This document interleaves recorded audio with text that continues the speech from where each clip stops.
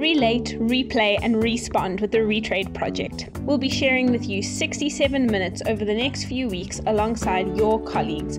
We're talking about green living, sustainability and why we give back with the staff of Nedbank as part of our Mandela Day initiative.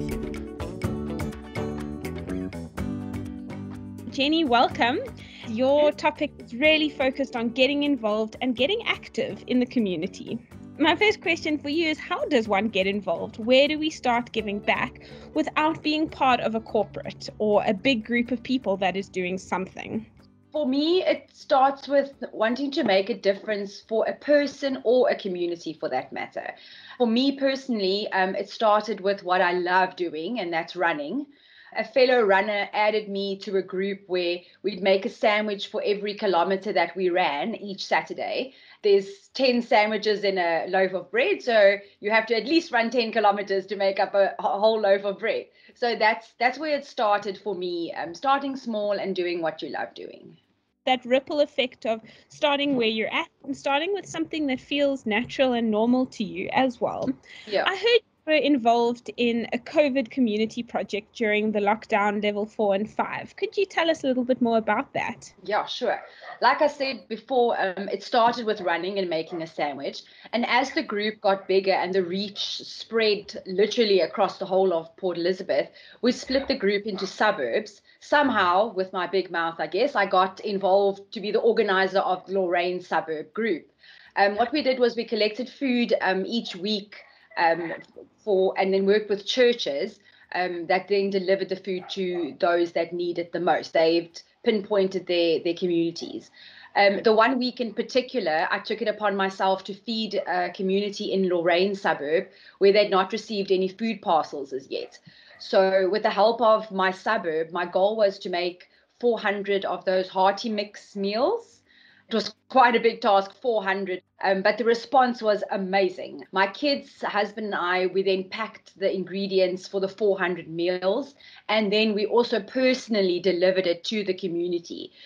For me, it's just, I want to see where it's going and I want to see what the response is towards it. And it shocked my mind when I saw the people standing in those queues waiting for food. So yeah, it was such a great feeling to have accomplished something like that.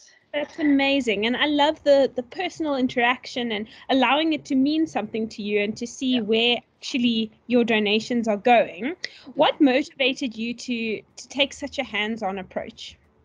For me, it was doing something during this time. I mean, my salary and my husband's salary was luckily not affected by COVID, which we're very blessed for.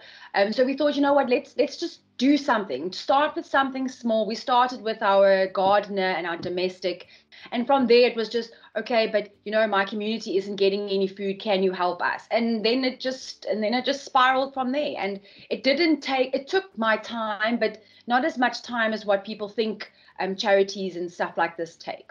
You mentioned your kids, that they got involved and they helped. Could you explain a little bit about how they got involved and why you decided to involve your kids in giving back?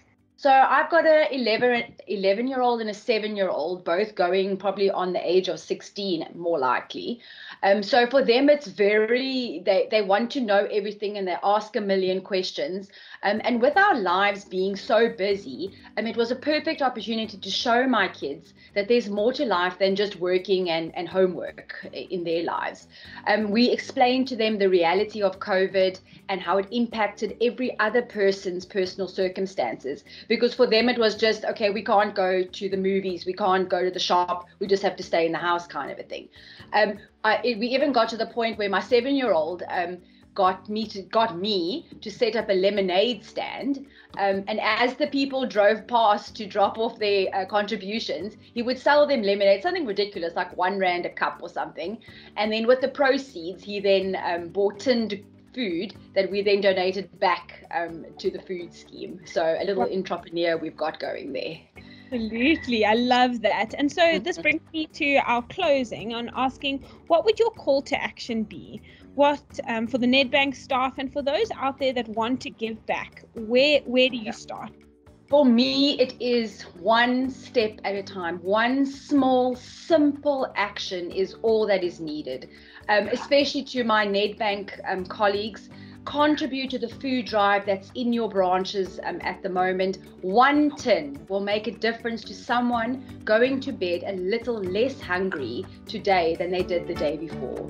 So please, 1 tin is all we ask. We look forward to sharing more stories and thoughts from Nedbank in our 67 Minutes for Mandela Day initiative.